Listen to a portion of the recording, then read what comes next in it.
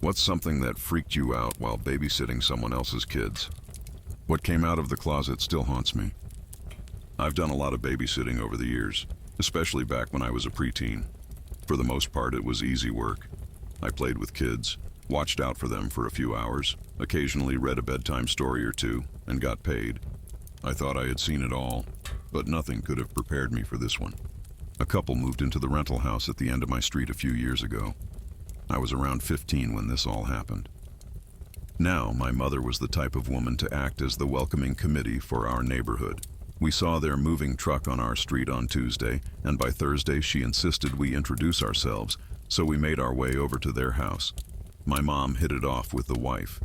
They chatted about Mom's famous chewy chocolate chip cookies and offered to exchange recipes.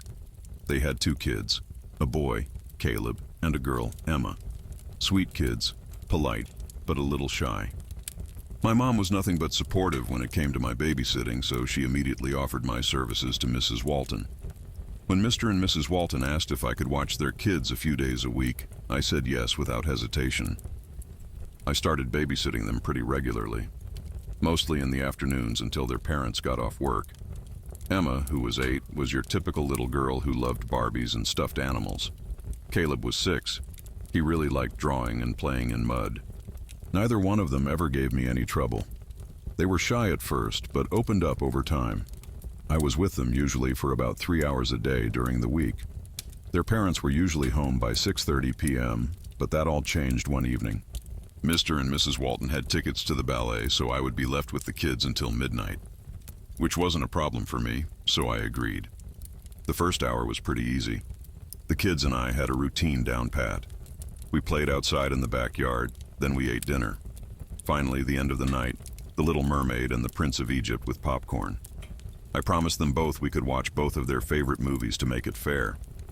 Around 8:30, I told them it was time to get ready for bed. They didn't fight me on it, which was surprising, until we got upstairs. That's when Emma stopped in the hallway and asked me in this serious voice, "When you go, can you leave my closet open just a little?" I thought she meant like a nightlight thing for Caleb, so I agreed. Then I asked why. She just shrugged like it was so obvious. Because he doesn't like it closed. Caleb piped up from behind her. Yeah, he gets mad, he scratches.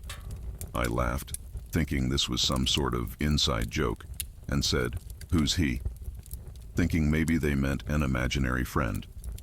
Emma looked at me like I was the dumbest person in the world and calmly said, "The man in the closet." I stopped when she said that. Kids say weird shit all the time, so I tried to brush it off. "All right," I said. "Closet stays open."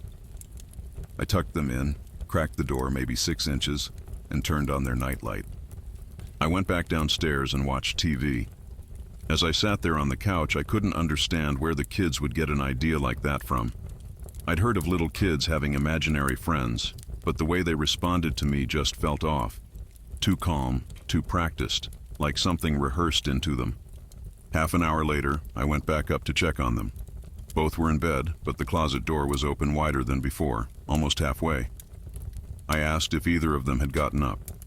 Emma sat up and said matter-of-factly, "No, he opened it," pointing at the closet.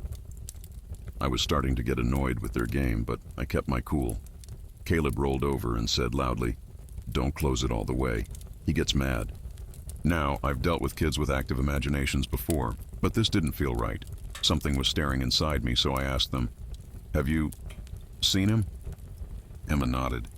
"Sometimes he crawls out. Last time he came out, he got mad and scratched Mommy really bad." Caleb added like it was nothing. "He talks to us, but he doesn't like you, and he said he wants you out." I felt this ice-cold drop in my stomach. I told them to stay in bed, and I shut the door halfway again. I didn't want to scare them, but I also didn't want to play into whatever game they were playing. I walked back downstairs, determined to just get through the rest of the night. Not 5 minutes later, I heard it, faint scratching, like fingernails dragging down wood. It was rhythmic, deliberate. I bolted back upstairs. The closet door was wide open this time. Both kids were wide awake, just lying there, calm, too calm.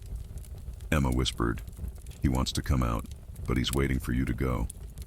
I was so over this game, I told them to stop talking like that and to please just go to sleep. I swear to God, Caleb looked at the dark gap in the closet and said, like he was reassuring a friend, "It's okay, he'll leave soon." And then I heard it. It laughed. A low, broken chuckle that rattled like bones grinding together. Then there was a low, dragging sound from inside the closet, like fingernails scratching wood, and a deep, ragged breathing, the kind that makes the hairs on the back of your neck stand straight up. The air in the hallway cooled, and a sour, metallic smell like old pennies or stale blood rolled out from that darkness. I couldn't do it anymore. I ran downstairs and sat on the couch with the TV blaring, every volume button mashed to the right, and waited.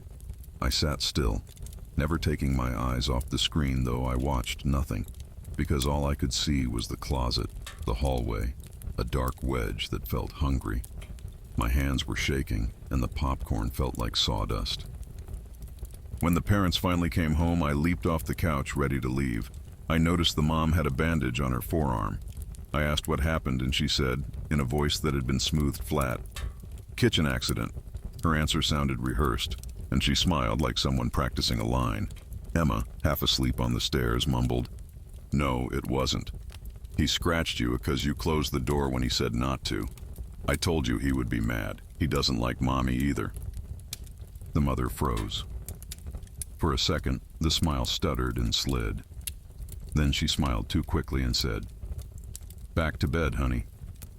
She turned to me with that forced smile. "My daughter has such a wild imagination, doesn't she?"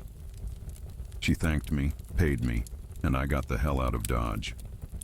I didn't see the Waltons again after that night. The house at the end of the street was empty for weeks. Then a moving truck left without anyone ever fully unpacking. Rumors slithered along the block. They moved away suddenly. They were gone before winter.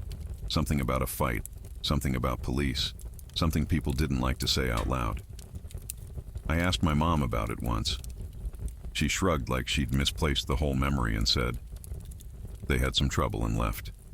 You don't have to worry." Her voice had that same smooth edge the mother had used the night I ran. To this day, I have trouble sleeping because my closet door is right in front of my bed. I always leave it slightly ajar, just in case. Sometimes, in the small hours when the house is too quiet, I hear a faint scraping sound.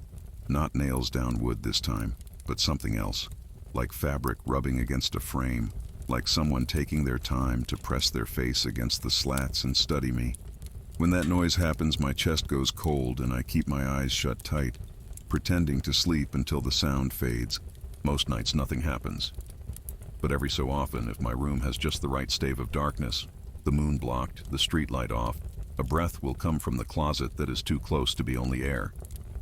It doesn't sound like a human breath. It sounds like something trying to be human and failing. Once, years later, I woke to the smell of pennies and the taste of metal in my mouth, and a faint crescent of wood chips on the rug near the closet door, as if tiny fingernails had been there and leaned their weight into the wood. I asked myself what made that house different. Maybe it was something they brought in with them, or something that was waiting in the walls and liked the little ones. Maybe the kids were keeping it company. Maybe, more terrifying to me, the thing liked small rooms, liked hinges and fabric and the slow and safe breathing of frightened people. I moved after college. I changed jobs. I dated. I learned to make pasta without burning it. But still, nights like those never leave you.